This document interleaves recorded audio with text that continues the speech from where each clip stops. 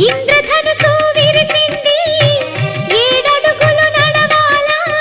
సందె చుక్క నిలిచింది బుగ్గ చుక్క పెట్టాలా ఈడు జోడు ఎలుగెత్తి ఏరువాక పాడాలా తోడు నీడ ఇరువురమై గూటి కందం తేవాలా తీగమల్లినై తేనె జల్లునై తీగమల్లినై తేనె జల్లునై కోరికంత కూడబెట్టి కొలువు సేయనా